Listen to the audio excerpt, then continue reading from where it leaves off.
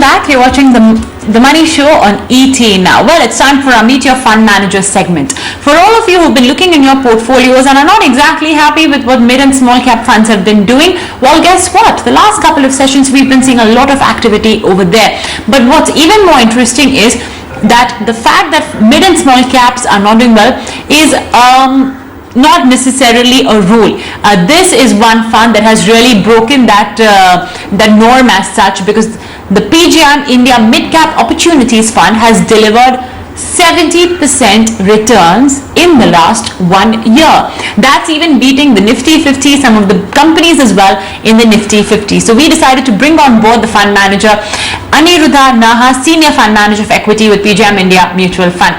Aniruddha, thank you so much for joining us today on ET Now, and kudos to you, your team, for delivering a 70% return, which, like I mentioned, has managed to outperform many of the other large cap and blue chip companies and funds as well out there. So, Aniruddha, I think to start off with, your unit holders are very pleased, but prospective unit holders, viewers who are watching, are keen on knowing what has been your investment strategy or the secret sauce, if I may say, contributing to this. Thank you very much for giving us an opportunity. Frankly, the investment strategy has been very straightforward. Just invest into good businesses with strong earnings visibility at a reasonable price. And we clearly like businesses which generate strong operating cash flows. So the focus has been on good cash flows and clean balance sheets. Once that is taken care of, what it basically does is eliminates the chances of the mortalities going up in businesses, and takes care of a lot of risk that can emanate from businesses. We also have looked for businesses where the cash flows have been strong. Business growth is balance sheets are clean, but the businesses are going through the bottom of a cycle because it's cyclical in nature. So we do look for turnaround businesses, and we take a 3-year view with a time frame of 3 years. These stocks turn out to be very strong performers. So clear focus on good strong cash flows, clean balance sheets, and strong earnings growth coming through from the business over the next 3 years. That is all that we focused on. While building a portfolio, we focus on building it around 40-45 stocks, and the idea is to pick up the best 40-45 stocks in terms of strong earnings and clean balance sheets. That is the construct of the portfolio, and given the fact that there are just about 40-45 stocks, each of the stock gets a due weightage in the portfolio, which has helped in generating returns.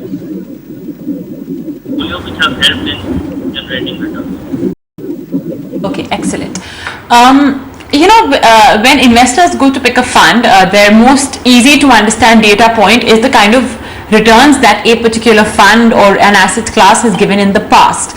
Now, we always say that, past performance is no guarantee for future returns, Aniruddha. So I would just like you to comment on that as well for all prospective unit holders.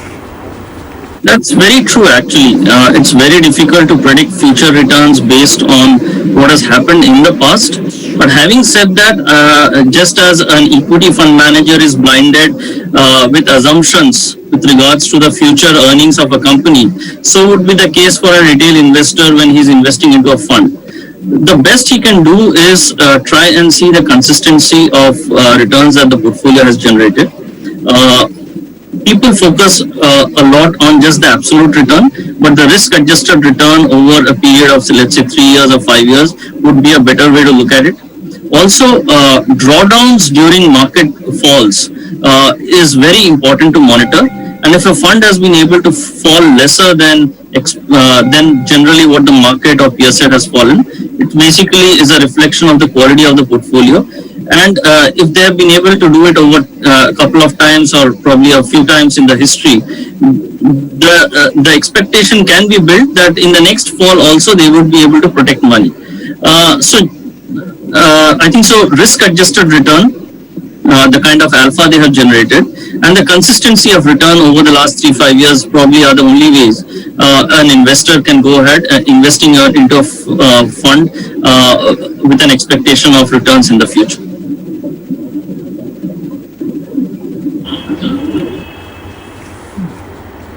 All right. Understood. Aniruddha, another point I wanted to ask you about, and the very first, thing you mentioned was that you always ensure that, you pick quality stocks for the portfolio. However, of course, there are always some of those bad apples that, tend to get picked. We've seen it impact, of course, debt funds in a more harsher manner. However, what is your strategy to ensure that if there is even one rotten apple, it does not really disturb the balance or the overall NAV of the equity funds? Or rather, let me put it this way, what are the filters you put in place to sort of at least minimize the risk of such bad apples coming in? Thank you for asking this question. I think so. This is something that we keep highlighting, the process that we follow at our organization. The first thing that we focus on is the kind of cash flows that the company generates. So it is easy to tinker around with the P&L, the profit and loss, or the balance sheet, but it's very difficult to tinker around with the cash flows. Our focus has been on strong operating cash flows, basically the cash flows generated from the operations of a business, and not just the year that we are tracking it. We go back into the history of a business, and in 70% of the time that a business has been running, we would want a positive operating cash flows to be there. Basically, what it shows is, let's say it's a 5-year period or a 10-year period. What we are trying to see is over business cycles, how has the cash flows generation been? And if the company has been able to generate strong operating cash flows even at the bottom of a cycle, it speaks very highly about the strength of that business. The second thing that we do to try and avoid mistakes is the fact that we like to invest into cleaner balance sheets. It's not that we are completely averse to debt, but a net debt to equity of less than 2, or basically where the company is comfortable paying out the interest as well as managing the debt. We don't like companies where the debt levels are very high. These two factors put together have helped us eliminate a lot of risky businesses over the last 2 years, and we have seen quite a few in the last 2 years. Along with that, one more filter that we add on is the fact that the company must not have any major corporate governance issues in the last 3 years, in the history of its this thing. So these 3 filters have been the safety net for all the overall portfolio, not just my portfolios, but the portfolios at PGIM overall. Clean balance sheets, strong operating cash flows, and no major corporate governance issues. This takes care of a lot of mistakes that could happen if they went there actually.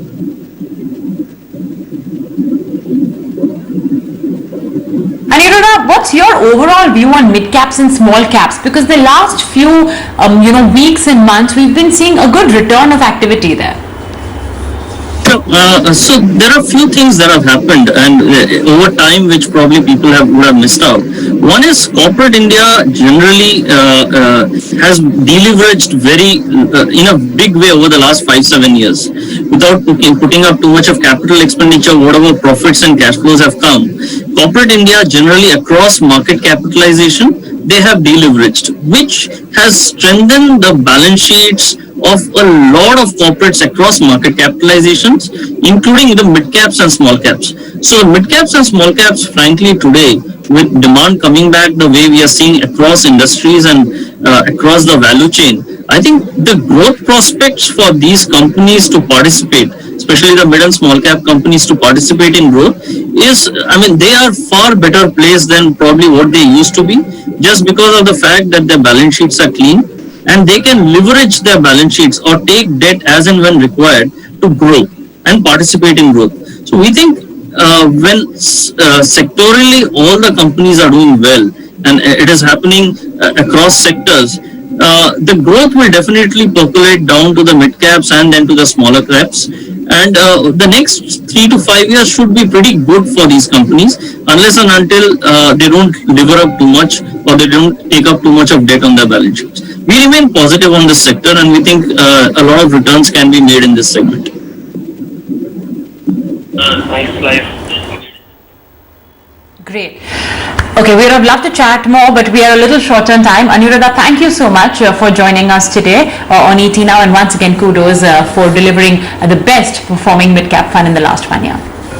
Thank you. Thank you for giving us. And on that note, we'll have to take a very short break, but when we return, it's our Spend with EMS segment. We'll be addressing how you can cut down your home loan EMI bill. Don't go anywhere.